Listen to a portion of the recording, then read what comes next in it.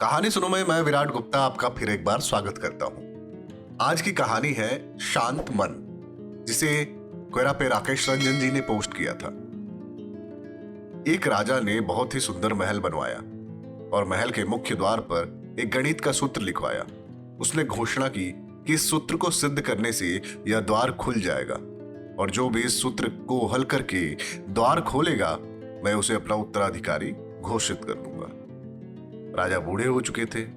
इससे अच्छा ख्याल उनके दिमाग में अपने उत्तराधिकारी के लिए नहीं आ पा रहा था। राज्य के बड़े बड़े गणितज्ञ आए और सूत्र देखकर लौट गए, पर किसी को कुछ समझ नहीं आया। आखिरी दिन आ चुका था। उस दिन 3 लोग आए और कहने लगे हम इस सूत्र को हल कर देंगे। उसमें से 2 तो दूसरे राज्य के बड़े गणितज्ञ अपने साथ बहुत से पुराने गणित के सूत्रों की पुस्तकों सहित आए, लेकिन अपनी पुस्तकों से ही मातापच्ची करने में उलझे रहे और फिर चले गए।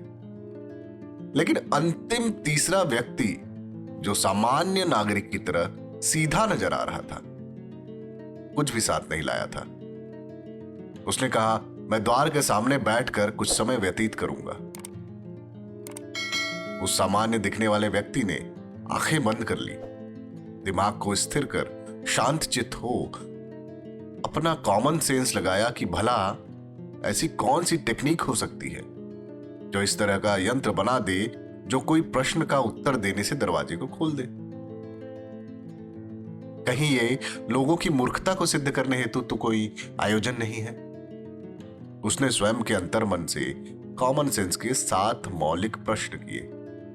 क्या, क्यों, कैसे, कौन, किसे, कहां और कब।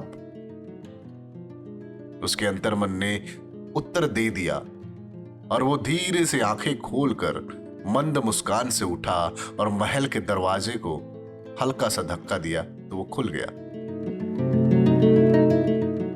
राजा ने उसे देखकर तालियां बजाई और पूछा कि भाई ये तुमने ऐसा कैसे कर लिया? इतने सारे गणितज्ञ फेल हो गए, इतने बड़े बड़े विद्वान आए, सब फेल हो गए, तुम कैसे कर लिए भाई? तो सामान्य से दिखने वाले व्यक्ति ने कहा कि जब वह शांतचित्त होकर ध्यान में बैठा और अपने अंतर्मन से ही प्रश्न करके इस समस्या का समाधान पूछा, तो अंतर्मन से उत्तर आया कि पहले यह जांच तो ले कि सूत्र है भी कि नहीं। हाँ भाई, इसके बाद उसे हल करने की सोचना। और मैंने वही किया भाई, ऐसा उस आदमी ने कहा। दोस्तों, इसी प्रकार न कई बार जिंदगी में कोई समस्या होती ही नहीं, लेकिन हम उस पर शांत चित्त से चिंतन करने के स्थान पर दूसरों के द्वारा हमारे ऊपर थोपे गए दुराग्रहपूर्ण विचारों में उलझा करना उसे बड़ा बना लेते हैं और चिंतामग्न रहते हैं।